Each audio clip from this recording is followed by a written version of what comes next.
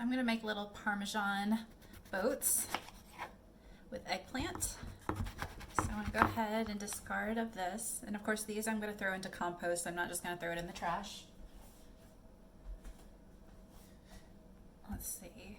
And then to make them little manageable sizes, I'll go ahead and I'll chop them in half. And then I'll chop it right down the center. So having a better knife obviously is a better idea, but hey, use what you got. Chop these right down the middle. That'll be a nice little platform for us. And I'm going to do these to 1, 2, 3, 4 of them. So that'll give me a lot to have even as a leftover, or if I want to serve more than one person, that'll be plenty. But I'll just show these to you right now. Watch your little fingers. Probably use better technique than I am. These will be good.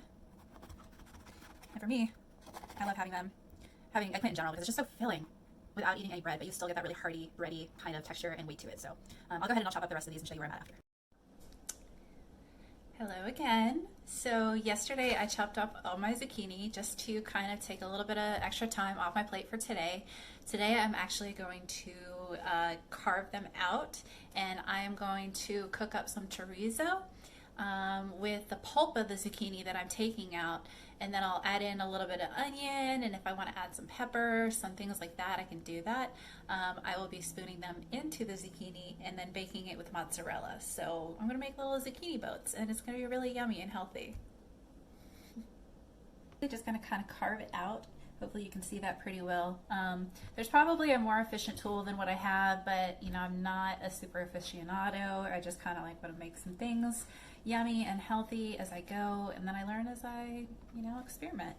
So I'm just taking a nice little knife, and then I'm going to kind of just carve it just right on out.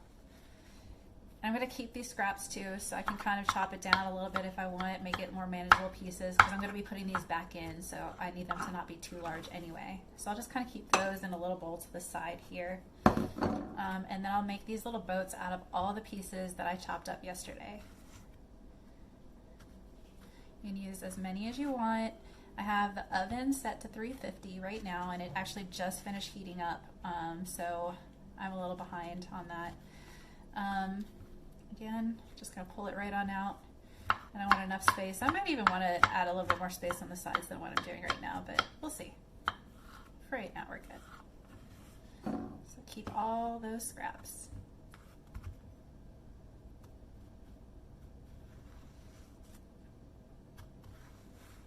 Because we don't waste. No, we don't.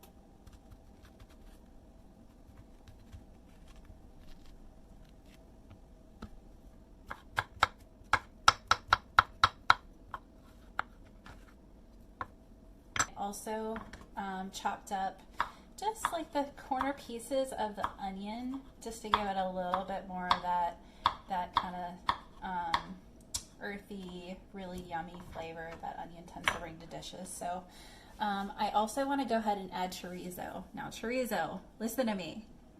You do not need a ton of chorizo. Chorizo is so flavorful. It's so flavorful. So honestly, I don't even know if I would use half of this. So I'm actually going to start maybe with like a quarter of it, possibly a tiny bit more than that. And I'm going to mix this in because this is what I'm going to cook stovetop before I actually put this in the oven. And then I'll just use this right here. So I'm just going to mix this in for right now. Just break it down a little bit before we get it over to the stove. I may add a little bit more, but probably, again, not more than about half. So it's not going to like mix very well or anything yet, but we are about to put this on the stovetop. So I have the chorizo going. I went ahead and put it on high heat. so it's just now going to start kicking up.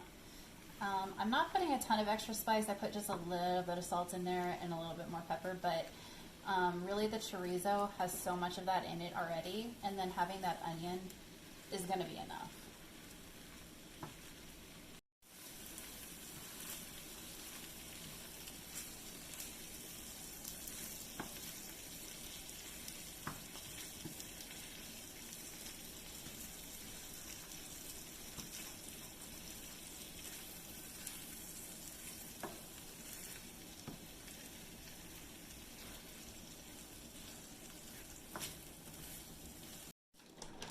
The other thing that's going to keep everything held together, because everything's cooked down now, but I want to make sure to also add my mozzarella, and this is going to melt down really well, and it's going to bake really well too. It should be really yummy. So I'll mix that in now.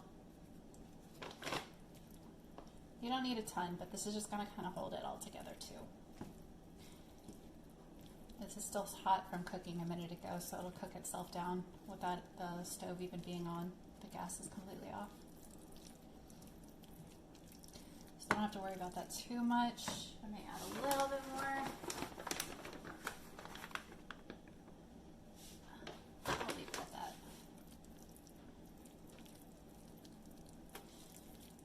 And then I will spoon it into my boats. Alright, so my boats are ready. I have them all laid out, got it on some foil, and I'm just going to put a little bit in each one. I can add more if I have space, but for right now I'm going to be a little bit conservative.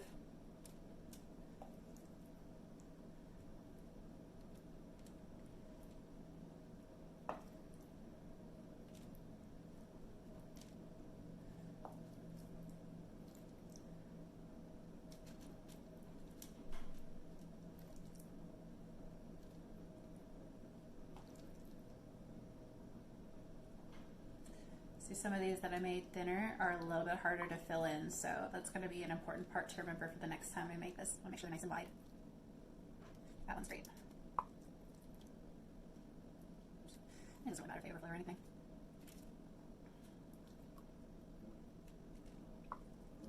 Again, being a little conservative.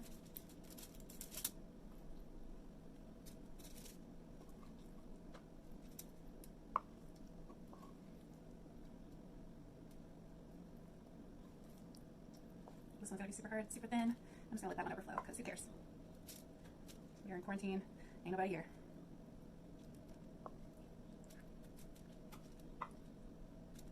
There we go.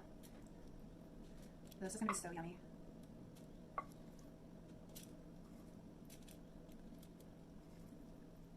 Oops.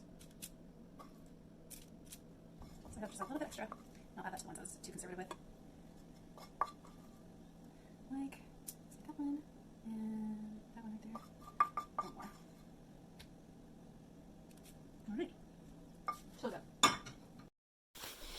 So it should be done. I made some asparagus as well. But this is what I'm excited about. Whew. That looks good. Super hearty looking. Let's take a look. Yep.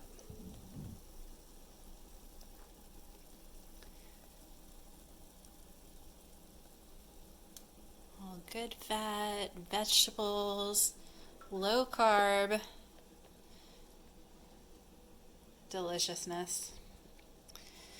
All right, dinner time.